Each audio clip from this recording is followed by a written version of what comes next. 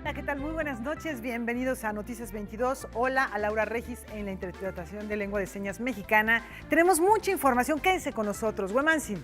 ¿Qué tal, Laura? ¿Qué tal, amigos de Noticias 22? Así es, el día de hoy es miércoles de Visión Global, así que nos va a acompañar la doctora Iliana Rodríguez Santibáñez para hablar cuál es el tema. El tema que tenemos a nivel internacional y que nos ocupa y nos preocupa tiene que ver con la migración. Vamos a hablar sobre este tema. Rafael, hay mucho más. En efecto, tendremos habitaciones propias a propósito de la más reciente publicación de Jennifer Clement. Laura. Efectivamente, y vamos a platicar también de fronteras, de asuntos que tienen que ver con la migración y la libertad con Edgardo Bermejo, representante de cultura del British Council en nuestro país, porque hay un proyecto llamado Transmedia Borders, en el cual se conjuntan artistas visuales, sonoros de Reino Unido, de México y de la comunidad hispanohablante de los Estados Unidos. Suena bien, ¿no? Suena bastante interesante. Y antes de arrancar, felicitamos a nuestro director de cámara, Sergio Camus, que hoy está celebrando su cumpleaños. Y con esto... Una felicitación. ¿Comenzamos? Comenzamos.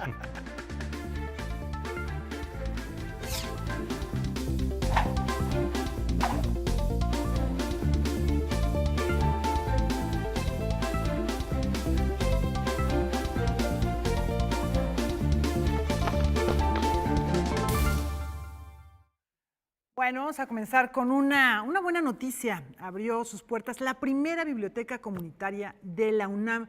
Vamos a conocer esta propuesta. Un nuevo espacio para encontrarse con la lectura se inauguró en la Unidad de Vinculación Artística del Centro Cultural Tlatelolco. Lo interesante de esta nueva biblioteca es que es una biblioteca comunitaria, es la primera biblioteca comunitaria que tiene la UNAM. ¿Qué quiere decir eso? Que es una biblioteca pensada para la comunidad, para el barrio. Es decir, es una biblioteca donde cualquiera puede venir, tomar un libro, sentarse a leer con amigos, a participar en las actividades. Esta biblioteca comunitaria llevará el nombre de Alaide Fopa y es el resultado del trabajo conjunto entre distintas áreas de la UNAM y el Fondo de Cultura Económica. Esta biblioteca en este momento tiene ya aproximadamente 2.500 títulos y es una biblioteca que abreva de diferentes fuentes. Por un lado, por supuesto, el Fondo de Cultura Económica trajo su acervo para niños y jóvenes.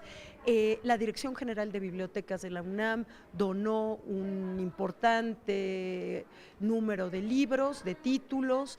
La Dirección de Literatura de la Coordinación de Difusión Cultural, no se olviden que somos parte de la Coordinación de Difusión Cultural. La idea es que sean libros atractivos para un público que va de los que apenas están iniciando la lectura a lectores ya muy avesados en su trato con la literatura y con los libros. Noticias 22, Alberto Aranda. Ojalá que este ejemplo cunda en muchos otros sitios y haya más bibliotecas comunitarias. Y vamos a continuar con un tema, Huemansin, Rafa, que ayer ya abordábamos, un lugar mágico. En efecto, Laura, el lugar donde se empezaron a materializar los sueños de Edward James, que era muy amigo, dicho sea de paso, de Leonora Carrington. Así es, nos referimos a este lugar maravilloso, Xilitla, Xilitla, como quieran mencionarlo. En ese lugar, en donde está el jardín surrealista hecho por Edward James, se abre el segundo museo dedicado a la obra de Leonora Carrington. Vamos a conocerlo.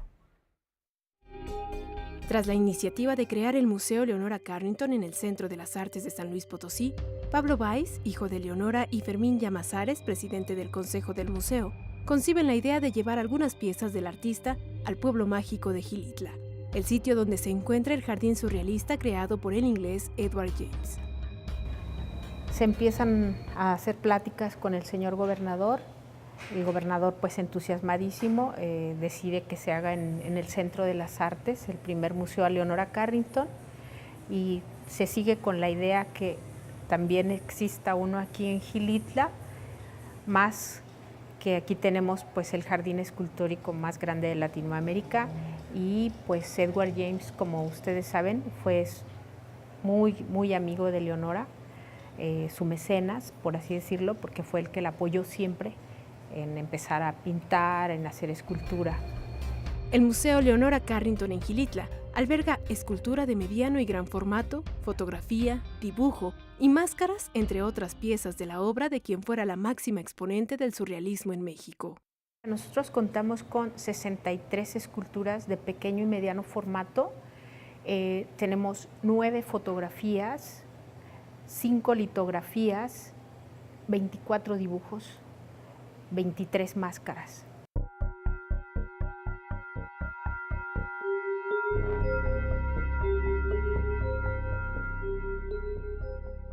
Empezamos por la sala Leonora Carrington, donde esa sala es solamente con fotografías.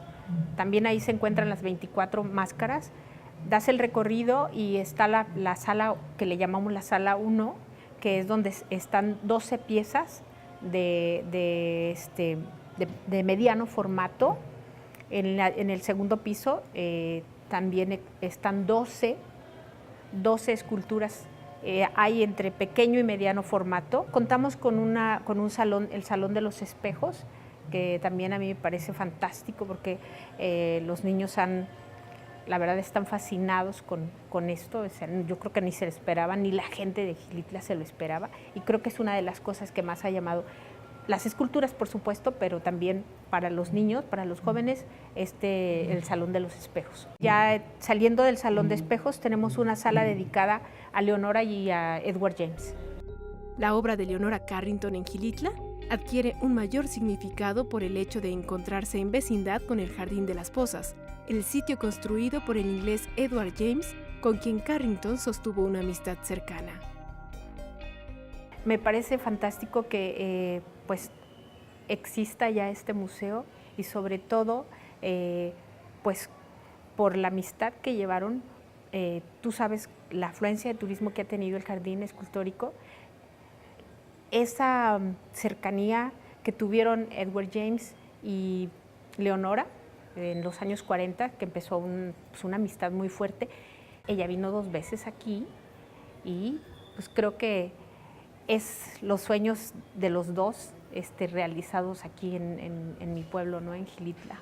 El museo ha causado gran expectativa por parte de los visitantes, que suelen hacer un doble recorrido, el del jardín y el del recinto, una experiencia que los invita a descubrir el surrealismo en distintas dimensiones. La gente que viene de fuera, de repente como que, ¿qué espero encontrar dentro del museo y dentro del jardín escultórico? Porque los comentarios que se hacen del jardín es, qué loco está este viejito, ¿no?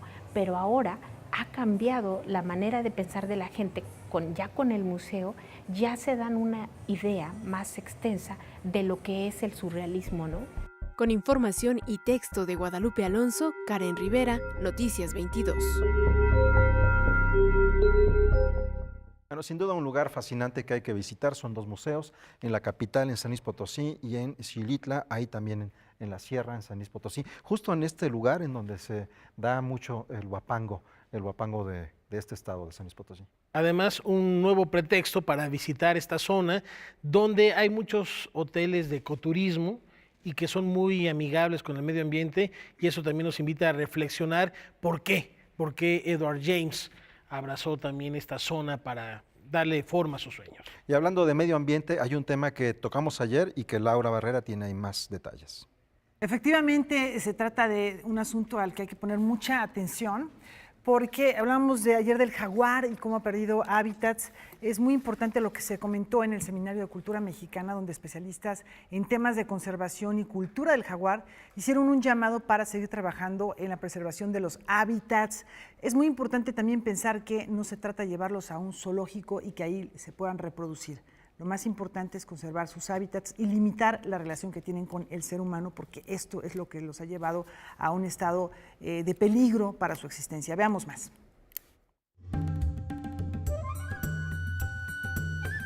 Toda construcción en la península de Yucatán que no tenga un fundamento científico causaría daños al hábitat de especies protegidas y en peligro de extinción, como el jaguar. Así lo consideraron el grupo de científicos de México, Colombia, Brasil, Costa Rica y Guatemala, que se dieron cita en el Seminario de Cultura Mexicana. atraviesa todo, completamente, ¿no? Las poblaciones principales de jaguares en México se encuentran en la península de Yucatán, están en la región de Calakmul, la región de Siancán, hacia el norte Quintana Roo, Yumbalam, hacia la costa de Campeche. Son las principales poblaciones de jaguares que están en el país, ¿no? Entonces, evidentemente, el jaguar y todo lo que eso conlleva, ¿no? No es nada más el jaguar, es un montón de otras especies que están asociadas, quedan fauna, flora, pero bueno, particularmente yo te puedo hablar de jaguares y de mamíferos mayores, sí se ven afectados. En este país hay suficiente infraestructura científica, tecnológica, a partir de la cual se puede desarrollar un proyecto lo mejor posible para el medio ambiente y en un momento dado no desarrollarlo si se encuentra que los perjuicios ambientales y sociales son mucho mayores que los beneficios desde el punto de vista económico, social, etc. Otro dato que revelaron durante el foro fue que el censo que se tiene de jaguares cambiará después de que se termine el estudio que se realiza actualmente y se destacó la necesidad de respetar los corredores del jaguar. Hay una estimación de un grupo importante, se habla de entre 4.000 y 4.800, pero es con estas estimaciones, es muy probable que ese número baje y les digo, no es un problema que se hayan desaparecido los jaguares, sino más bien por una cuestión metodológica es muy probable que se disminuye ese número. El foro El Jaguar, símbolo cultural y bastión de la conservación, fue organizado por la organización civil Pantera México. En la reunión, además de temas ambientales y de preservación, se habló sobre la relación del jaguar con las comunidades, quienes los matan por los daños que provocan al sector ganadero. Porque en México se ha perdido más del 50-60% de la distribución original del gato. Las principales amenazas son pérdida y fragmentación del hábitat, las interacciones con comunidades humanas, que se traduce en cacería ilegal de los jaguares y de sus presas. Entonces ya hay una competencia directa entre jaguares y humanos por presas, por espacio. Ya se inauguró el primer rancho, por ejemplo, experimental, para prevenir la depredación de jaguares en México. Entonces, es un rancho que la Fundación Pantera y sobre todo el dueño del rancho en Campeche, en Miguel Colorado, es la comunidad, pagó para que lo tecnificáramos y que le hiciéramos un diseño de cómo puede él manejar su ganado con cercas electrificadas sin que los jaguares depreden ganado. Con información y texto de Alberto Aranda, Óscar Helguera, Noticias 22. Bueno, hermosas imágenes esto que acabamos de ver y que, bueno, lo comentábamos ayer, la necesidad de repensar de qué forma vincularnos con lo que nos rodea y con lo que ha significado culturalmente para nosotros algo fundamental como es el caso del jaguar. Uno recorre el país y va a encontrar imágenes, representaciones, artesanías, todo vinculado a este magnífico animal. Y también pensar que en el caso de, por ejemplo, por decir, en el caso de Suecia o de Noruega, en las carreteras hay pasos, no peatonales, digamos, hay pasos para cuadrúpedos. Hay puentes llenos de hierba, llenos de árboles que cruzan por encima de las carreteras justo para permitir las migraciones naturales que tienen todos los animales que viven en esa región. Sería interesante pensarlo también en nuestro caso. Y ni qué decir lo que representan para el medio ambiente, porque es una cadena, es un ciclo que hay que cuidar y conservar. Y en otros temas, el próximo viernes, del 23 al 29 de noviembre, podremos disfrutar de un suculento banquete de cine ibérico. Después de una breve ausencia, regresa a las salas de Cinépolis la sexta muestra de cine español e iberoamericano Es Punto Cine, que se llevará a cabo del 23 al 29 de noviembre en la Ciudad de México. Aunque es la sexta edición, estamos hablando de 4 años más o menos en que no se supo de esto, aunque seguían habiendo películas españolas y siguen llegando películas españolas a la cartelera de Cinépolis, pero creo que la expectativa es esa, que se retome y que tenga continuidad. Como es costumbre, en el marco del ciclo se entrega el premio Luis Buñuel a una destacada figura del cine ibérico y a otra del cine nacional. Este año los elegidos fueron Victoria Abril, de España, y el actor Fernando Luján, de México. El cine español está más que nunca de regreso y queremos presentarles todas estas películas que hablan un poco de esta comunidad que tenemos entre España y México, este sentimiento latino, esta hispanidad que de alguna manera nos hace falta en el sentido de tener espacios para cine de calidad en nuestro idioma. Por primera vez una película mexicana forma parte de la muestra. Se trata de Perfectos Desconocidos, la versión mexicana filmada por el director Manolo Caro. De la lista destaca el documental Muchos hijos, un mono y un castillo de Gustavo Salmerón. Todos lo saben, del reconocido director Asghar Farhadi. Y El jugador de ajedrez de Luis Oliveros, la historia del campeón de ajedrez español que se ve inmerso en la Guerra Civil Española y la Segunda Guerra Mundial. Bueno, Francisco Franco, Hitler, Mussolini, estaban todos allí, ¿no? Abanderando, o sea, unos ideales que parece mentira que hoy en día hay gente que todavía los sigue apoyando. Y dices, pero ¿en qué momento? O sea, no recapacitamos y no aprendemos de los errores pasados. Entonces el conflicto de Diego es puramente sobrevivir. Él es una persona que tenía unos sueños, que tenía una familia, una esposa, una hija, ¿no? Una profesión que amaba, y que de la noche a la mañana eso se ve truncado. Los 10 filmes que se exhiben aspiran a llevarse el Clavel de Oro para la mejor película y el Clavel de Plata para el segundo lugar. Noticias 22, Julio López. Bueno, muy interesante esto, no hay que perdérselo. Y de España a Reino Unido, porque el British Council sigue desafiando las fronteras. Ya volvemos.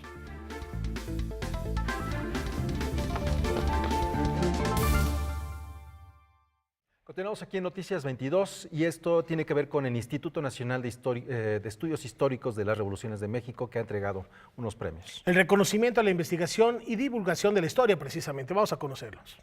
Históricos del Colegio de México. En el marco de la conmemoración de la Revolución Mexicana, fueron entregados los Premios Nacionales de Historia INERM 2018.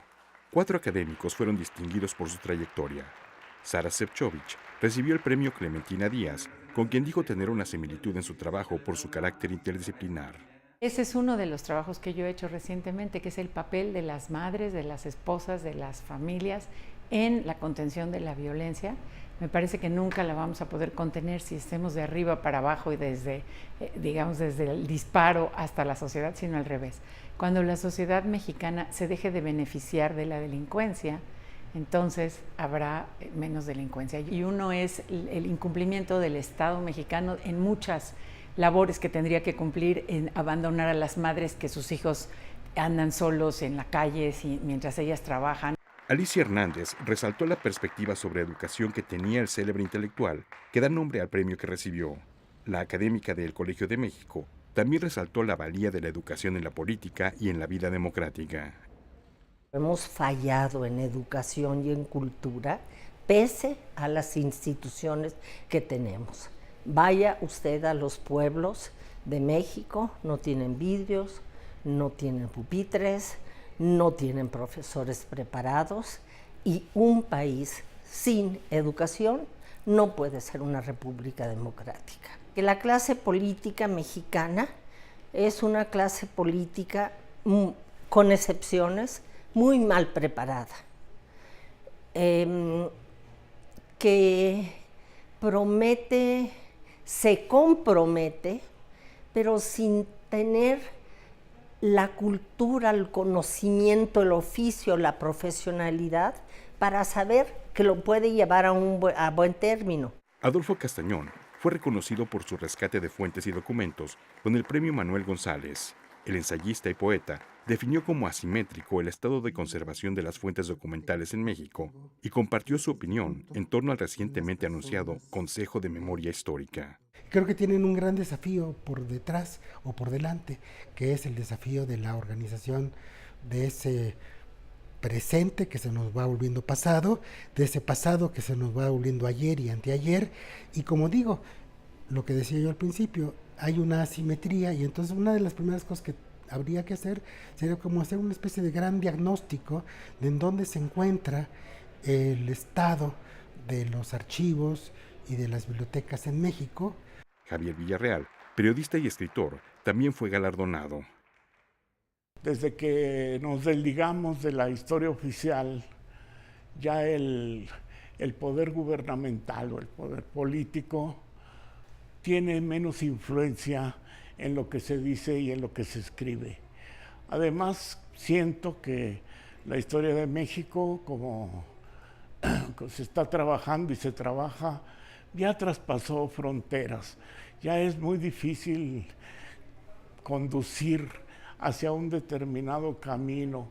En la ceremonia realizada en el Instituto Nacional de Estudios Históricos de las Revoluciones de México, también fueron premiadas las categorías en trabajos de investigación histórica y una tercera, que otorga becas a la investigación en ese campo a estudiantes de licenciatura, maestría y doctorado. Noticias 22, Víctor Gaspar. A lo largo del 2017 y 2018, el British Council ha llevado a cabo un proyecto que tiene que ver con asuntos más que pertinentes en el mundo contemporáneo y en la situación de nuestro país.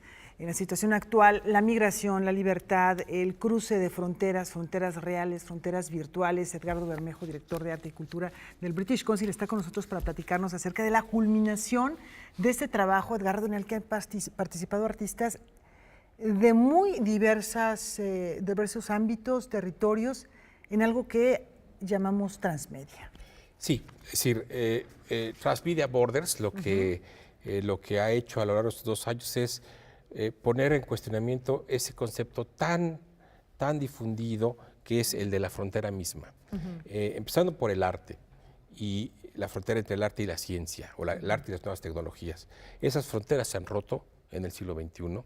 En las fronteras también disciplinares se han roto, es decir, la frontera entre lo que distinguimos entre la literatura y las artes visuales o las artes sonoras se rompe de múltiples maneras, pero también las fronteras como un sentido lingüístico, es decir, aquí es un proyecto en el que participan poetas que tienen orígenes étnicos y lingüísticos diversos, que han migrado de alguna manera u otra y que están haciéndolo, es su trabajo transmedial como poetas en colaboración, en coordinación con poetas, con artistas sonoros, con artistas visuales, y son artistas mexicanos, británicos, pero de origen muy diverso, y hispanoamericanos que residen en los Estados Unidos. Todo el sentido de lo que representa una frontera aquí se trasciende, se pone en crisis y se reinventa para justamente desde las artes y desde la cultura tener una respuesta al fenómeno de la xenofobia, del racismo, de la imposición de muros y al fenómeno masivo de las migraciones que precisamente en estos días México lo vive con más dramatismo que nunca. Ahora, hay una plataforma en internet, hay una parte digital y hay otro segmento presencial dentro del proyecto. Exacto, sí. Transmedia Borders en realidad nació, hay un antecedente que es en el 2016 con motivo de los 400 años del fallecimiento de Shakespeare, hicimos un proyecto llamado Transmedia Shakespeare. Lo que hicimos aquí fue convocar a poetas y artistas también, bajo la curaduría de Rocío Cerón, para que reinventaran el lenguaje shakespeariano a partir del trabajo transmedial.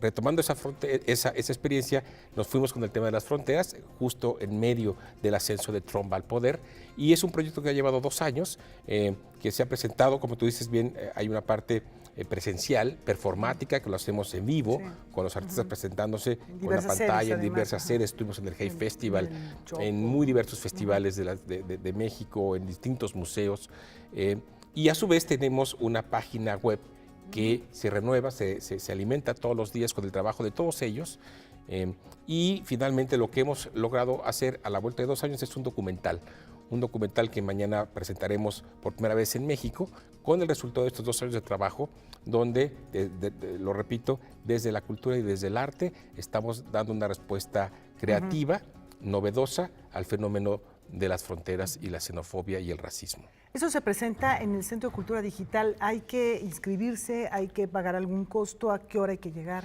Es entrada libre, es a partir de las 7 de la noche. Estará Rocío Cerón, quien ha coordinado este proyecto desde el principio. Estará Malika Booker, una poeta británica de origen caribeño.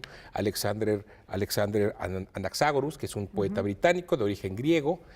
Rubén Gil, Abraham Chabelas. Todos ellos estarán trabajando junto con nosotros en la presentación de la última oportunidad de ver digamos, la cara pública de Transmedia Borders, pero la página seguirá existiendo y pensamos también hacer mover de distinta manera el documental que presentamos mañana. Ahora, ¿el documental se puede ver también, se podrá ver en la página o por lo pronto? Sí, también podremos eventualmente verlo traducido, pero de nuevo, lo que resume todos estos 2 años de experiencia es cómo de verdad podemos, desde la Babel de la cultura, poner una respuesta radical, efectiva, contundente a los fenómenos de la exclusión, de la migración a la que es, digamos, mal vista y reprimida.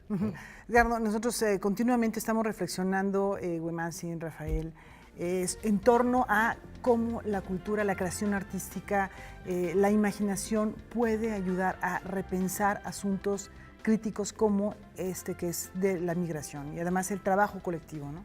Y a difuminar las fronteras, qué mejor que el arte y la creación para hacer este esfuerzo y celebramos lo que hace el British Council. Muchas gracias. Gracias a ustedes, esperemos que el público nos acompañe mañana, 7 de la noche, Centro de Cultura Digital, entrada libre. Ahí han visto la página para que la sigan muy de cerca y celebremos esta Transmedia. Bueno, una pausa, volvemos con más.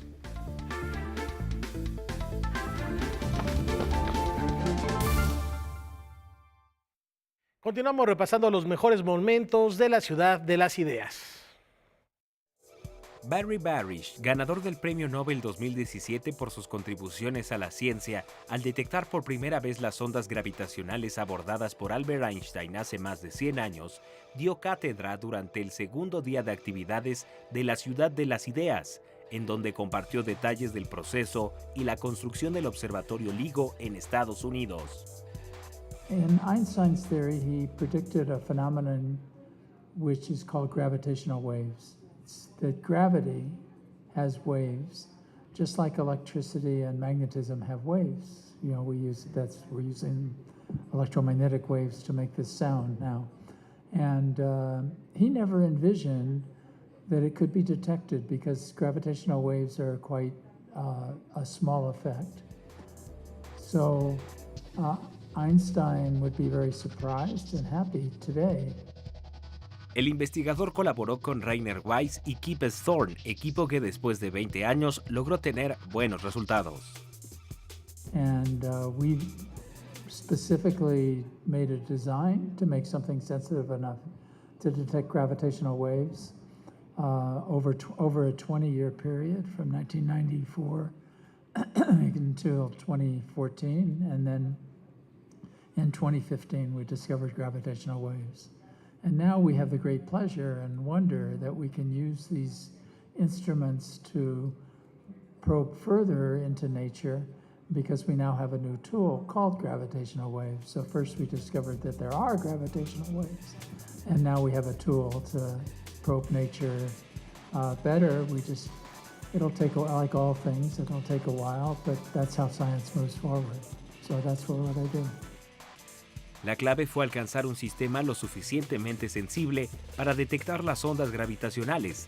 El principal problema fue los bajos niveles de energía que emite este fenómeno. If you do a very difficult science problem, you have to solve a lot of outstanding issues, or it would have been done before. Those issues might be theoretical, they might be calculational, they might be instrumental, they might be conceptual, just ideas. In our case, I think it was all of those. That people had tried to detect gravitational waves before, but couldn't make an apparatus that was sensitive enough. Sin duda alguna, hay un antes y un después de la comprobación de la teoría de Albert Einstein. Sin embargo, esto parece ser solo el principio. It's not the end of the story. We're sensitive enough to measure gravitational waves. Fine. Now, we are not limited by nature, we're limited by our ability to still make it more sensitive, and that's what we're doing now. Con información de Fernando Salinas, César H. Meléndez, Noticias 22. Bueno, pues ahí está otra de las mentes brillantes participando, explicando de una manera muy coloquial, porque el público que asiste a estos encuentros no son necesariamente especialistas. Y de eso se trata, de generar el conocimiento en una lengua o en una intención que todo mundo pueda tener la posibilidad de entender de qué se está hablando, de los altos conceptos, pero hablando de una manera coloquial, sin perder fondo. ¿Y qué te parece si continuamos en esa orden de ideas con lo que Efectivamente, viene? bueno, lo que tenemos a continuación es una novedad editorial. Irma Gallo nos platica. Muchas gracias, amigos de Noticias 22. Pues estoy muy contenta porque en esta Habitaciones Propias me acompaña Jennifer Clement. Muchas gracias, Jennifer, por estar gracias, aquí. Irma, por la invitación. Gracias. Bueno, Jennifer, además de ser una gran escritora muy reconocida, es presidenta del PEN Internacional. Jennifer, vamos a hablar de muchos temas que tienen que ver con mujeres, pero vamos a empezar por esta novela, la más reciente publicada en español, Jennifer, Amor Armado. Dime, Jennifer, cuéntanos cuál es la motivación para contar esta historia.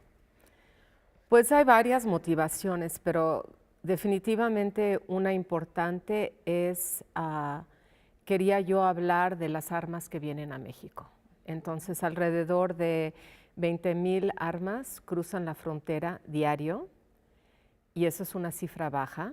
Y la Universidad de San Diego hizo una investigación en el 2007, donde después de muchos estudios, vieron que casi el 47% del negocio de las armas viene a México y luego va moviendo y se va hacia Centroamérica, al sur, algunas armas cruzan a África y suben a Europa, pero bueno, es una parte importante del negocio en los Estados Unidos, el negocio de México.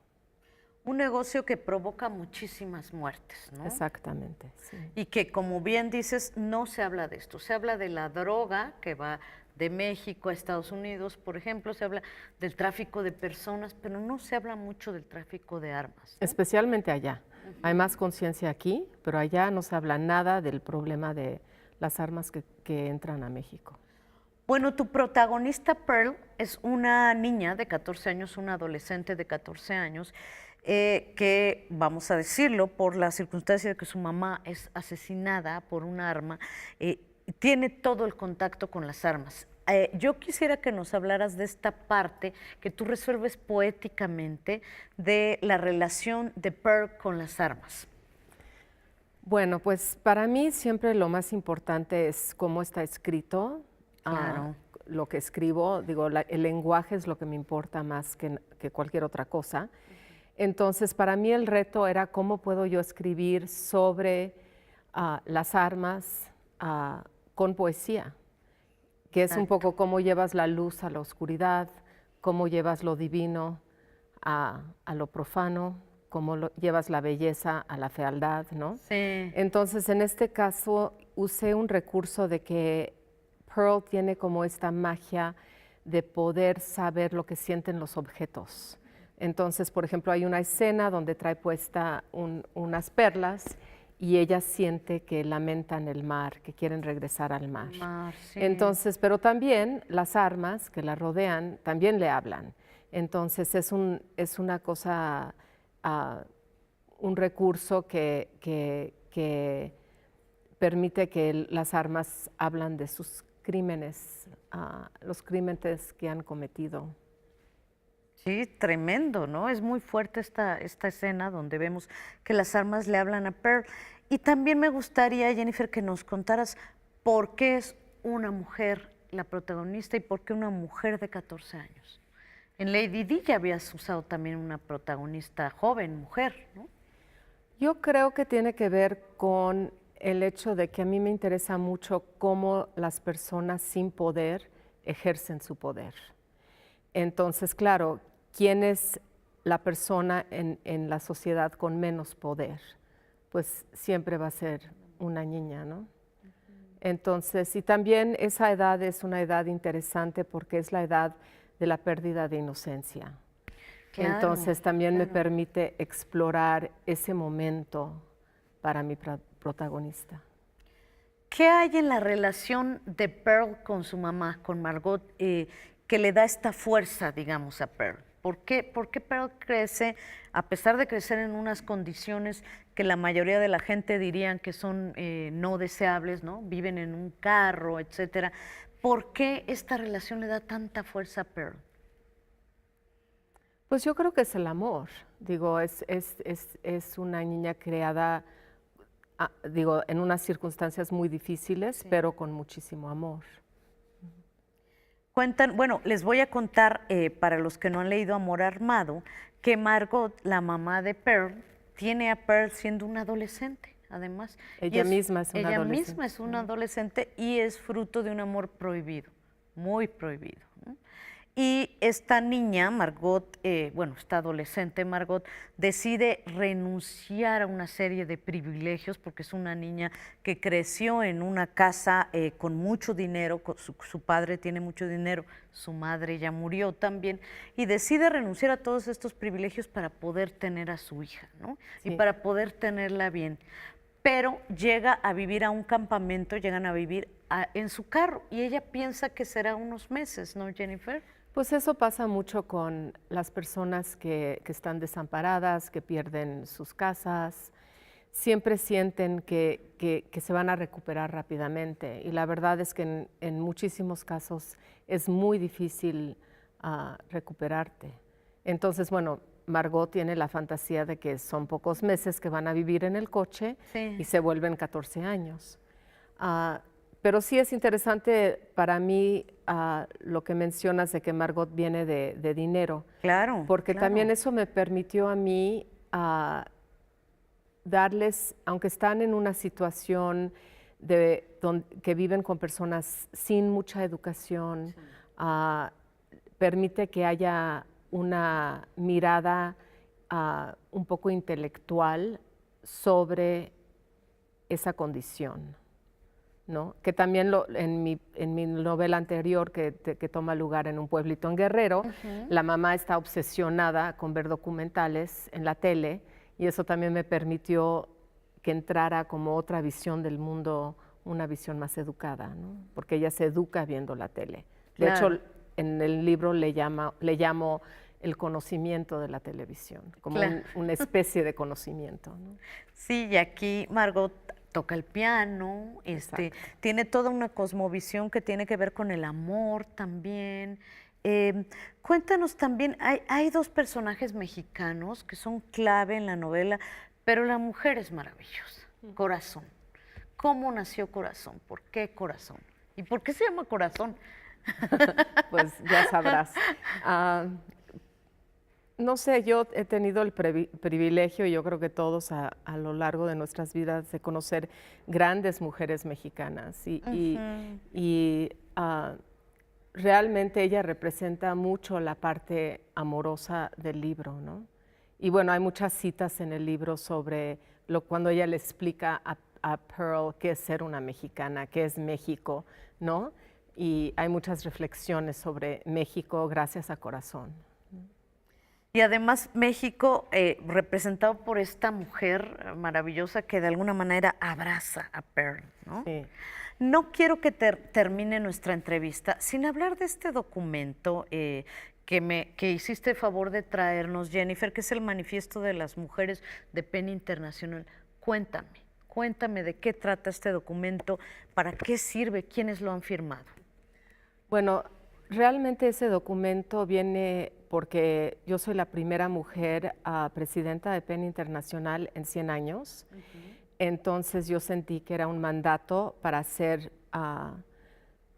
tratar de ayudar a mujeres escritoras. Entonces el manifiesto es como un documento sobre nuestra posición.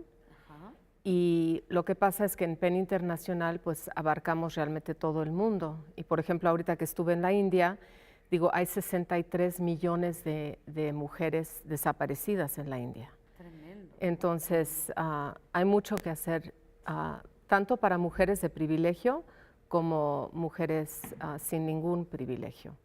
Como te estuve contando anteriormente a sentarnos aquí, hasta con mujeres de privilegio hay problemas de que los libros de una mujer que tiene educación, que está publicada, que tiene premios, casi siempre los libros que ganan premios son libros en donde el protagonista es un hombre, casi siempre su obra está comparada con la obra de otra mujer. Casi siempre es una mujer que entrevista a una mujer o que como nosotros ahorita o que hace la reseña del libro de una mujer. Y bueno, por ejemplo, ahorita el año pasado en el TLS, que es uno de los lugares más importantes para lengua inglesa, la cantidad de libros que reseñaron escritas por mujeres fue nada más el 18%. Entonces es un problema en todas partes. Pues muy necesario, Jennifer, muy necesario este manifiesto de las mujeres del PEN Internacional, del cual eres presidenta, como dije en un principio. Y bueno, ya saben, Amor Armado se presenta en la Feria Internacional del Libro de Guadalajara, te presenta mi querida Mónica Maristain. Sí. Hay que estar ahí. ¿Cuándo es? El domingo 25 a las 4. 25 de noviembre a las 4 de la tarde. Chequen el programa completo. Te agradezco muchísimo esta entrevista. Gracias, Irma. Y volvemos con ustedes, compañeros de Noticias 22. Esta fue una más de Habitaciones Propias. Gracias, Irma, Jennifer Clement. Por supuesto, ahí estaremos en la presentación de este trabajo en el que hay tanto ficción como mucho de la realidad, y la ficción nos ayuda a entender a veces mucho más que las noticias. Pero también de noticias vamos a platicar un ratito más. A propósito de realidades análisis, que parecen ficticias y de lo que hablabas con Edgardo Bermejo, las fronteras, ¿qué pasa con la caravana de migrantes, de manera particular con los hondureños que ya no entraron a Estados Unidos y vienen de regreso? Platicamos en Visión Global al volver.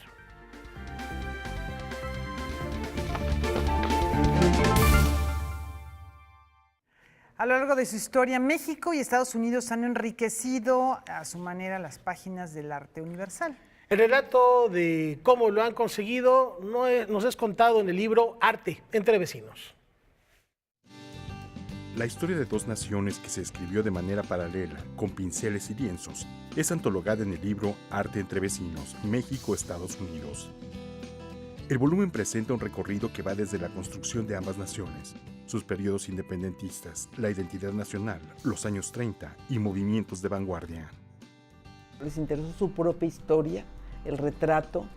Después, conforme fueron ellos ya después de la independencia conquistando nuevas tierras, me llamó la atención que ellos retratan a los nativos, pero los retratan entendiendo su posición de los grandes jefes de los clanes y les dan su personalidad y les dan su posición y con gran respeto. Creo que eso es algo muy atractivo y también observamos cómo van siguiendo las escuelas europeas. Obras como la de María Izquierdo, Roberto Montenegro o Gilberto Aceves Navarro conviven con lienzos como los de Henry Farmy o Jackson Pollock.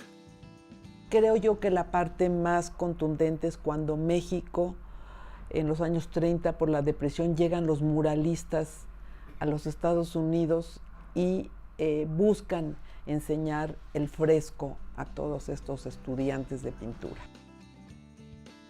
Yo creo que ambos países buscaron, a raíz de sus independencias, como estamos diciendo, es crear a través de la pintura un respeto, un reconocimiento a la nación y un dibujo, un esquema de qué es lo que aspira cada nación. Sin embargo, hay algo para mí muy atractivo en cuanto a los norteamericanos. Los primeros colonos le dieron un énfasis muy importante a la educación. Fue a lo largo de los siglos que la pintura también da cuenta de las instituciones que cada uno de estos países construye. De igual modo, también momentos precisos en los que el arte hermana a estas dos naciones, independientemente de sus posturas políticas e ideológicas. Llama la atención que siendo todos miembros del Partido Comunista, entrando, saliendo, hayan sido aceptados en los Estados Unidos en los años 30 para trabajar. Pero aquí hay una coyuntura que es el surgimiento del fascismo en Europa y la Gran Depresión. Eso cambia el ambiente, ¿sí? ¿Por qué? Porque el comunismo ya no era visto tan mal, porque el comunismo era una forma, un medio de combatir el fascismo, aunque no había todavía establecido esta relación con Rusia, pero ideológicamente era una herramienta para combatir el fascismo. Arte entre Vecinos, México-Estados Unidos, es una edición de promoción de arte mexicano con el apoyo de la aseguradora Qualitas. Noticias 22, Víctor Gaspar. Bueno, y después de ver estas imágenes, recibimos a la doctora Ileana Rodríguez Santibáñez en este miércoles de Visión Global. Bienvenida. Hola, ¿qué tal, Guimansin? Pues aquí ya listos para hacer el análisis internacional. Y temazo que tenemos, tiene que ver con la caravana, tiene que ver con la forma en la que los mexicanos nos hemos sumado o alejado de las noticias o informaciones que parten en torno a la caravana, pero también dentro de este flujo de diferentes nacionalidades que vienen de Centroamérica, hay un grupo más o menos sólido que viene de Honduras.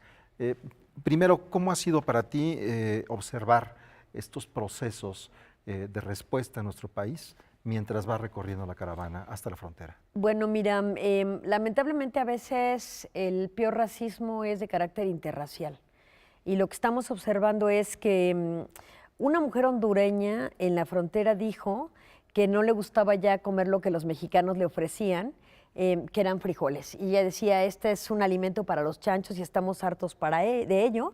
Ya se disculpó, pero ese comentario exacerbó el ánimo de muchos que tienen un espíritu de rechazo a esta caravana de migrantes, que si bien es cierto, son temas constantes y cíclicos por las situaciones que les expulsan de violencia y las condiciones que generalmente, tradicionalmente sabemos. El hecho es que también este movimiento de caravana migrante se asoció mucho a las elecciones intermedias de los Estados Unidos para que Trump pudiera capitalizar un discurso en contra del país vecino, México, y de precisamente el fortalecimiento de la frontera y el muro, etcétera. Vienen las elecciones intermedias, la caravana migrante de ese momento no llega en el momento de estas, sin embargo sí genera una ola de información que aprovecha Trump y finalmente logra posicionar un mensaje de protección a la frontera norte con básicamente un Senado totalmente republicano en contra de una Cámara de Representantes muy desdibujada de republicanos y sí de muchos demócratas. Queda totalmente dividido el Congreso. Pero ¿qué pasa entonces con la caravana migrante? La caravana migrante evidentemente no puede llegar hasta la frontera norte a pie y recibe apoyo de muchas ONGs que se aprestan a trasladarlos en transportes.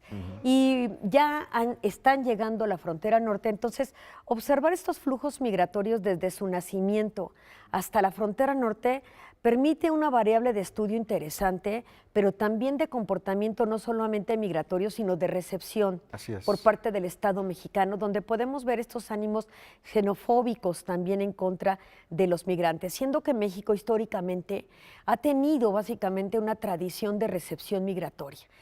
Recordemos simplemente que la UAM se formó durante el periodo de Echeverría, recibiendo a muchos intelectuales de nacionalidad chilena en particular y por supuesto los que quedaban de la era franquista. ¿Y qué decir de la Facultad de Filosofía y Letras de la UNAM, que tuvo a muchos migrantes republicanos españoles? Este es un tema que llama mucho la atención, Ileana, que tiene que ver con la respuesta de los mexicanos a lo que estabas apuntando. Cuando hablamos de México, país que recibe a inmigrantes, siempre y cuando estén escapando del fascismo, se les reciban con los brazos abiertos y se celebra este encuentro. Pero cuando estamos hablando de aquellas personas que están huyendo de la violencia económica y de la violencia física, entonces ese sí es un movimiento incómodo. Pareciera, como acaba de declarar el gobernador del estado de Guanajuato, que hay que mejorar el tipo de turismo, el turismo que invierta dinero, no aquel que nomás se pasee por las ciudades porque las ensucia y las desgasta, lo que hoy fue publicado en Animal Político. Eso me llamó mucho la atención. Pareciera que estamos frente a este tipo de realidad no del todo abiertos a los flujos migratorios. Pues sí, es falta prácticamente de una cultura incluyente a todos los niveles, no solamente del discurso político, sino incluso del discurso educativo, donde no está habiendo una preparación cívica relevante de respeto a los otros, que permita precisamente la inclusión y diversidad dentro de los lenguajes cotidianos de tanto gobernantes como de ciudadanos. Esa es una problemática prácticamente cultural, de desconocimiento profundo de lo que México ha sido en el tema de migración, pero también porque se está ignorando el desplazamiento interno que existe en el territorio mexicano, que promueve la expulsión de muchos municipios y de muchas entidades hacia la capital o hacia otras entidades federativas por la situación de seguridad. Si lo viéramos con un crisol diferente, este fenómeno de estados que catapultan o expulsan a sus ciudadanos hacia otros estados, tal vez seríamos mucho más sensibles como ciudadanos a hacer una recepción ordenada de estos flujos migratorios. La gente no se da cuenta que estos flujos migratorios no solamente atraviesan por tierra, es decir, por frontera, en el caso del río Hondo Belice y Suchiate en Guatemala, sino que transitan también o llegan por barcos y que también pueden hacerlo vía aérea. Entonces, los flujos migratorios se encuentran diferentes formas de acercarse a la frontera norte. El que sean ordenados es cuando el Estado puede darse cuenta o percatarse de aquellos migrantes y tratar de ordenarlos a través de los visados como refugiados o asilados políticos.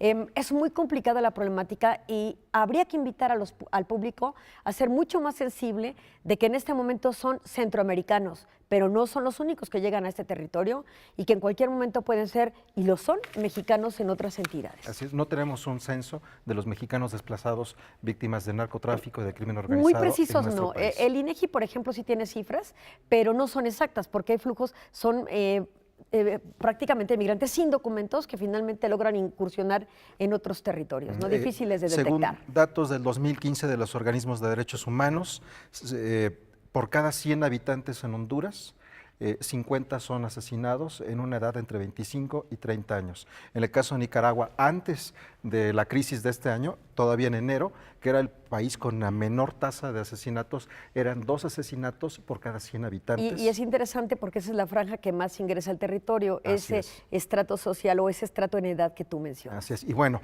como parámetro, 8 de cada 10 feminicidios que ocurren al día en América Latina pasan en México. Estamos hablando de una violencia que no es local, es de la zona y que nos exige a los gobernantes entender esta situación de un nivel mucho Ser más cautos grande, en el ¿no? discurso, es correcto. Bueno, muchísimas gracias, Ileana. El tema de nuestro tiempo, ¿no? Exactamente. Y no se acaba, continúa y esto será algo que seguiremos hablando varios días. Nos despedimos, Robert Lockwood Jr., el último gran bluesman del Delta de Mississippi, a 12 años de su partida, Laura. Disfruten esta interpretación, él también fue alumno del legendario Robert Johnson y con esto nos despedimos hasta mañana. Gracias.